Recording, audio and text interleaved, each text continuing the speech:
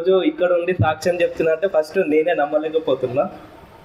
అసలు ఏమైందంటే ఫస్ట్ నేను పెళ్లి చేసుకునే ముందు అమ్మాయిని చూడడానికి పోతే ఆమెను చూసి వచ్చిన తర్వాత ఫొటోస్ పంపించమన్నారు మా వాళ్ళు ఇంట్లో. ఆ ఫొటోస్ పంపిస్తే అలా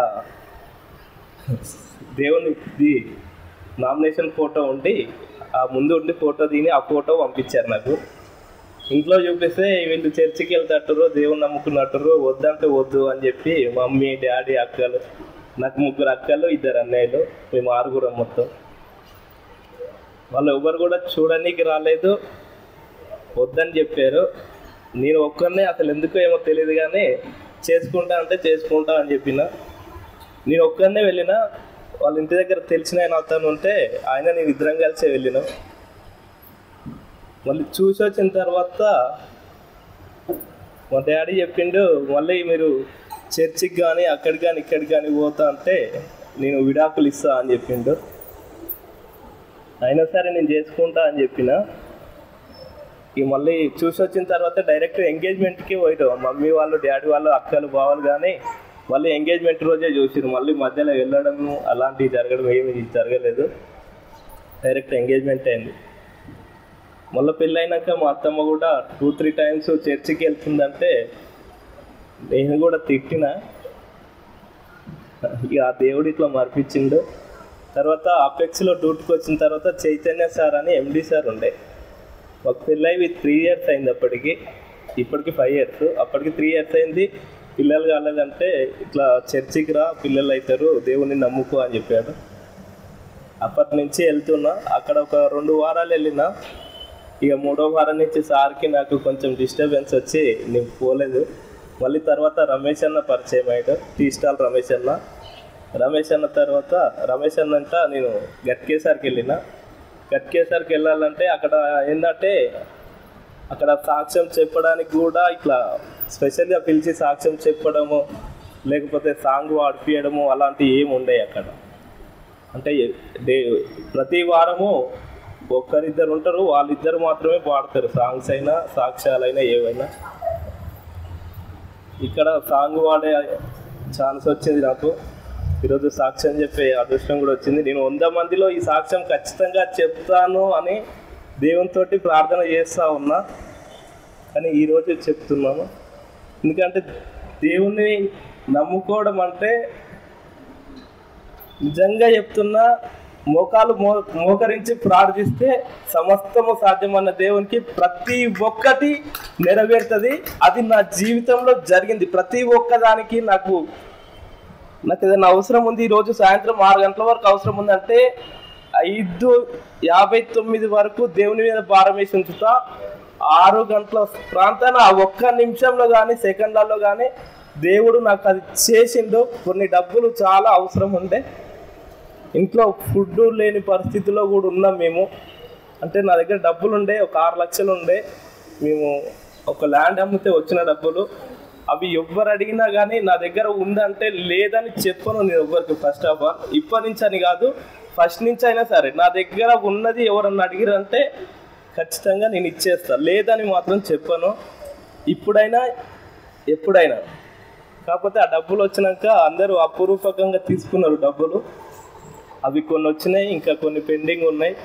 ఇక్కడికి వచ్చిన తర్వాత నాకు ఫస్ట్ టైం ఏంటంటే మొన్న ఒక వారం 10 రోజులు మేము తినడానికి బియ్యం లేవు, కూరగాయలకు పైసలు లేవు. నా జీవితంలో అదే ఫస్ట్ అండ్ లాస్ట్ కావాలని దేవుని కోరుకుంటున్నా. అది ఫస్ట్ టైం. ఏమైందంటే కొంచెం బిజినెస్ హాస్పిటల్లో బిజినెస్ నడవలేదు, చెక్కులు ఆపారు సార్ వాళ్ళు.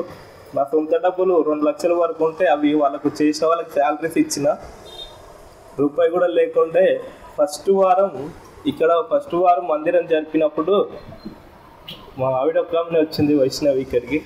నేను అక్కడ గోడచాటు నుంచి విన్నా. తర్వాత 2వ వారం నేను కూడా వచ్చిన.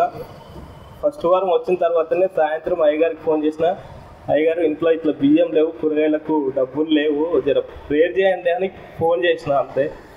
ఫోన్ చేస్తే అయ్యగారు ఉండి నువ్వు ఎక్కడున్నావు వెళ్ళాయా అంటే నేను ఇంట్లో ఉన్న అయ్యగారు అంటే ఉషోదయకి రండి ఒకసారి అన్నాడు.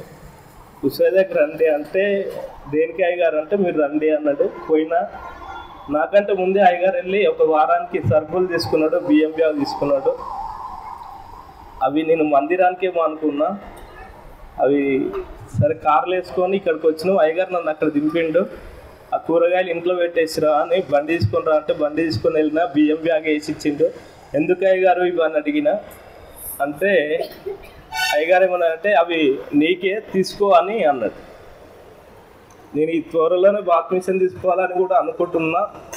ఎందుకంటే దేవుణ్ణి నమ్ముకున్న వారికి తెలుస్తుంది దేవుడు ఎట్లాంటోడు, ఎన్ని గొప్పలు చేసిండు అనేది దేవుణ్ణి నమ్ముకున్న వారికి మాత్రమే తెలుస్తుంది. ఏదో నేను చాలా చోట్ల చూసిన, ఏం చూసిన అంటే చర్చికి పోతున్నామా వస్తున్నామా అన్నట్టు ఉన్నారు, చర్చికి పోతున్నామా వస్తున్నామా అన్నట్టే ఉన్నారు. చర్చికి పోతున్నామా వస్తున్నామా అన్నట్టు కాకుండా చర్చికి పోయినాం, ఈరోజు అయ్యగారు మనకు ఏ వాక్యం చెప్పారు, దేని గురించి చెప్పారు అన్నది ఇంటికి వెళ్ళాక అందరూ ఒకసారి గ్రహించుకుంటే మనకు ఆలోచన మారుతుంది, మన మైండ్ సెట్ కూడా మారుతుందని నా ఆలోచన. కాకపోతే అందరూ శ్రద్ధగా వినండి, అయ్యగారు చెప్పినట్టు వినండి. ఇంకా పెద్దోళ్ళు కూడా ఉన్నారు. నేను గట్కేసర్ చర్చిలో చాలామందికి చెప్పినా కానీ వాళ్ళు ఎవరు పట్టించుకోలేదు. కాకపోతే దేవుణ్ణి ఇది ఎంత తొందరగా బాప్టిజం తీసుకుంటే అంత మంచిదని నేను అనుకున్నా. అట్లా అనుకుంటే మా ఆవిడ అన్నది అక్క వాళ్ళు ఒప్పుకోరు, బావలు ఒప్పుకోరు, మరి ఎట్లా అంటే ఈ మందిరానికి వచ్చే వాళ్ళే నా అక్కలు నా బావలు అని ఆమెతోటి చెప్పిన. నేను వీలైనంత తొందరలోనే బాప్టిజం తీసుకుంటా. కాకపోతే దేవుడు ప్రతి దాంట్లో నాకు సాయం చేశాడు. డ్యూటీ విషయానికి వస్తే డ్యూటీ లేదు, అసలు నాకు బిజినెస్ ఉంది, నిఖితా సెక్యూరిటీ సర్వీస్ బిజినెస్ అని. నేను స్టార్టింగ్ చేసినప్పుడు స్టార్టింగ్లో నాకు నెలకి 60,000 నుంచి 70,000 వరకు వచ్చింది. కానీ కొందరు ఇక శత్రువులు అంటే ఉంటారు కదా, శత్రువుల వల్ల కొంచెం ఇబ్బందులు వచ్చినాయి. అమ్మాయిని కావాలని డ్యూటీ పరంగా మా ఇంటికి పంపించి ఆమెకి నాకు లేనిపోని నిందలేసారు. ఆ రోజు మా మిస్సెస్ ఇంట్లో కూడా ఉంది. ఆమె దేనికోసం వచ్చిందంటే డ్యూటీ కోసం అని మా ఇంటికి వచ్చింది ఇక్కడికి. అంటే అడిగిన డ్యూటీకి ఇంతకుముందుకు ఎక్కడ చేసినావు అమ్మ అంటే అక్కడే చేసిన సార్, ఇక్కడే చేసిన సార్ అని చెప్పింది. తినలేదు సార్, మా ఇంట్లో బియ్యం కూడా లేవు అది ఇది అని అంటే సరే అమ్మ అని చెప్పి మా ఆమెకి చెప్పిన బియ్యం కూడా లేవంట వాళ్ళ ఇంట్లో, అన్నం అయితే ఉన్నది కదా అన్నం అయితే పెట్టు, పాపం ఎవరు తింటూ అని. ఆమె ఏం చేశారంటే నేను ఇంతకు ముందు హాస్పిటల్లో చేసినప్పుడు ఆ హాస్పిటల్ వాళ్ళు పంపించారని నాకు 1 month తర్వాత తెలిసింది. అట్లా ఆ అమ్మాయికి నాకు వేరే రాంగ్ రూట్లో మాట్లాడి కొంచెం ఇబ్బంది పెట్టిర్రు. దానికోసం ఇంతకుముందు గట్కేసర్లో పాస్టర్ గారు ఉండే ఆంటోనియో అని అయ్యగారు చనిపోయారు 3 months బ్యాక్. ఒక వారం రోజులు గట్కేసర్కి వెళ్ళే వండుకున్నాం మందిరంలో.